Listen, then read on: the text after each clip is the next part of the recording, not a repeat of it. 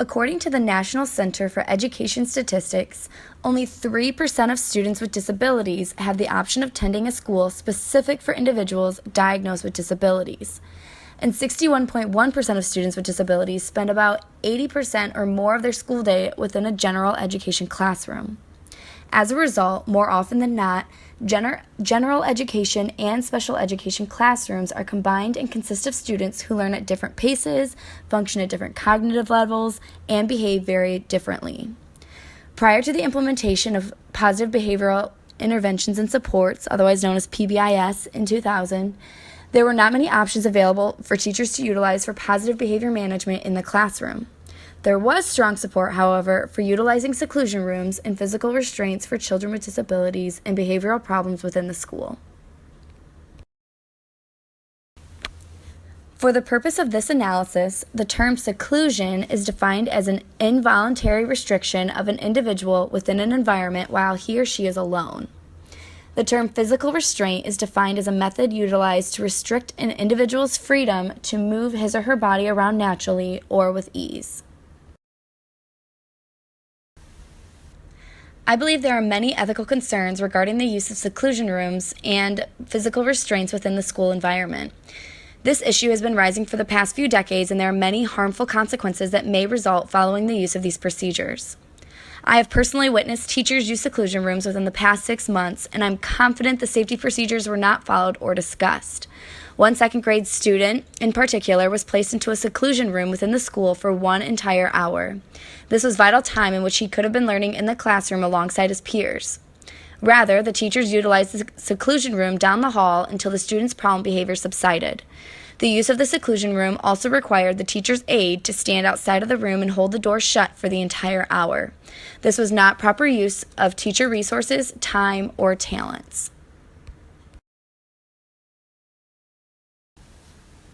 I think one ethical dilemma in regards to the use of seclusion rooms and physical restraints within the school environment includes observer drift. I believe it's possible for teachers to become inconsistent with the implementation of the seclusion room or physical restraint following a problem behavior. Teachers could utilize the same punishment procedures for the low-intensity or low-frequency problem behaviors as the high-intensity or high-frequency problem behaviors. As opposed to fading the procedures, teachers could experience observer drift and forget which behaviors require the seclusion or physical restraint and which ones do not.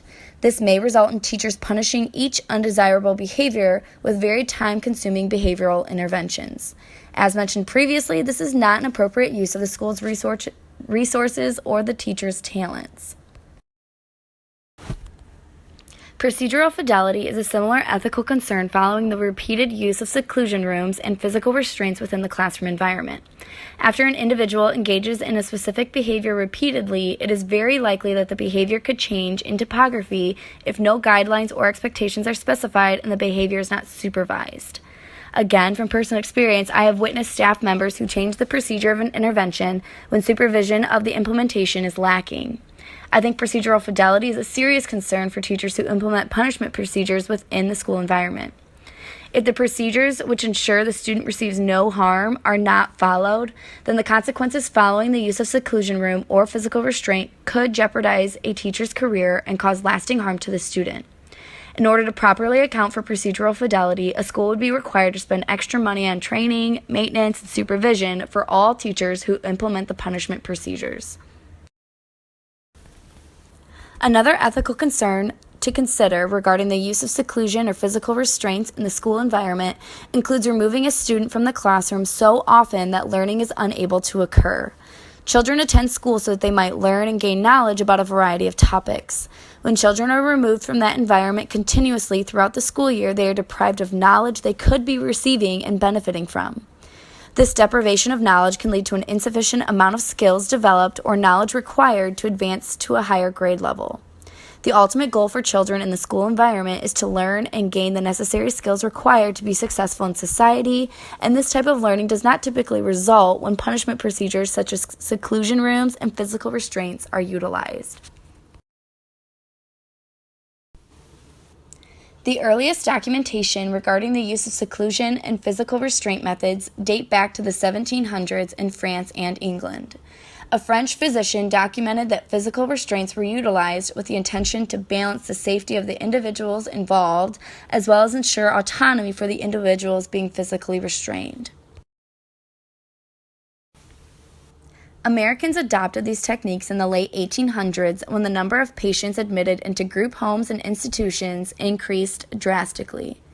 The limited amount of staff and training available led to many abuse reports from the family members and patients themselves. In the late 1900s, ethical concerns were made public, and there was pressure from the communities within the United States to find appropriate placements for individuals diagnosed with disabilities. These ethical concerns still exist today, and many of the concerns are in regards to seclusion and physical restraints. While seclusion rooms and physical restraints for detaining children during problem behavior episodes were utilized in psychiatric units within hospitals and group home settings, it was not until the late 1970s that these procedures were introduced into the classroom environment. The late 1960s and early 1970s in the United States consisted of the civil rights movement and a time at which there were federal laws created to protect individuals with disabilities. The Rehabilitation Act was passed in 1971, and this act ensured no discrimination toward disabled individuals. The Education for Handicapped Children Act, or the IDEA, was passed in 1975, and this act allowed disabled children to learn in general education classrooms alongside their non-disabled peers. There was an increase in disabled children attending public schools following the implementation of these acts, which led to teachers practicing restrictive procedures to control problem behaviors within the classroom environment.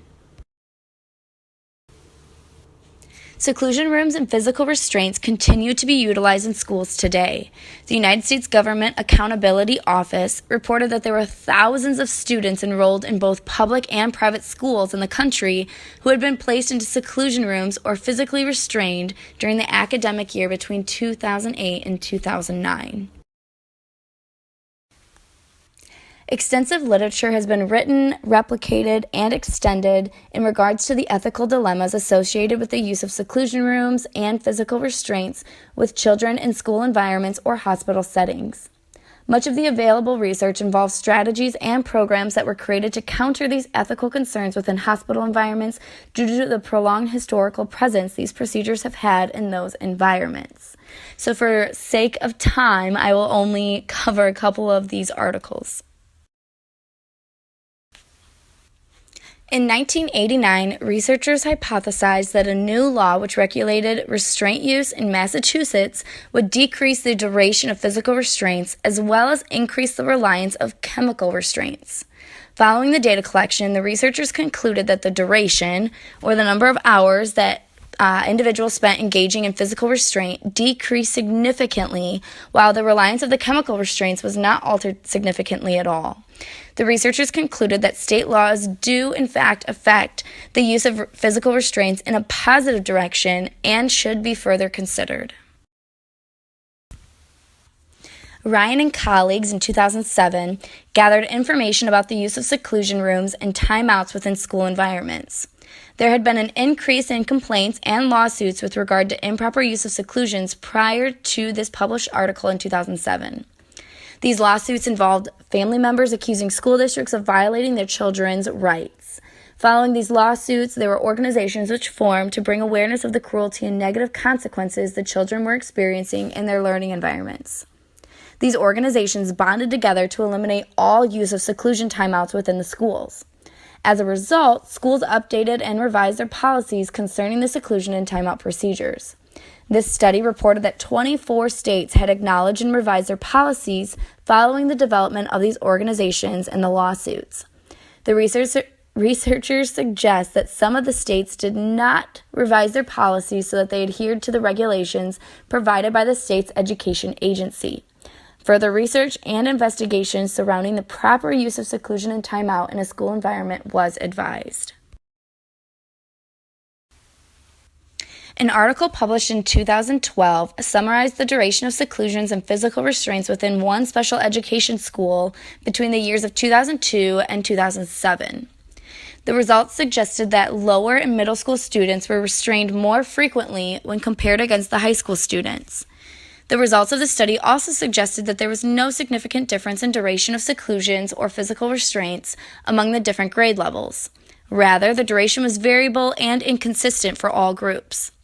The researchers discussed the lack of literature and available statistics with regard to the frequency and duration of seclusion and physical restraint use in the school environment.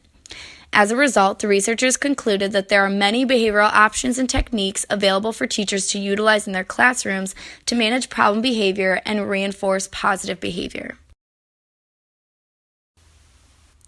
In 2014, these researchers explored the effects of a fixed time schedule for length of each physical restraint teachers performed with one autistic boy in a school environment.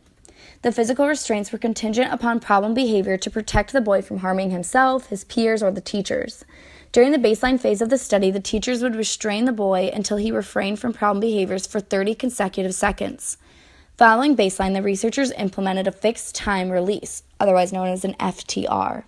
The amount of time spent in a physical restraint was determined prior to each protective hold. Each FTR was decreased in a systematic fashion to produce a fading effect. As a result, the physical restraint was no longer utilized during a follow-up meeting. The researchers discussed the implications and necessity of physical restraints for specific problem behaviors, but they also mentioned the effectiveness of fixed time schedules and fading procedures for physical restraints. The future of behavior management within the school environment is not bound by the inclusion of punishment procedures such as seclusion rooms and physical restraints. Seclusion and restraint have been utilized in environments such as mental health institutions, group homes, hospitals, in-home therapy, and now in school settings. The population these procedures are performed with most often are individuals who have disabilities. Luckily, there are several different techniques, strategies, and interventions teachers and school staff can utilize that increase occurrences of positive behavior, especially for individuals diagnosed with disabilities within the classroom.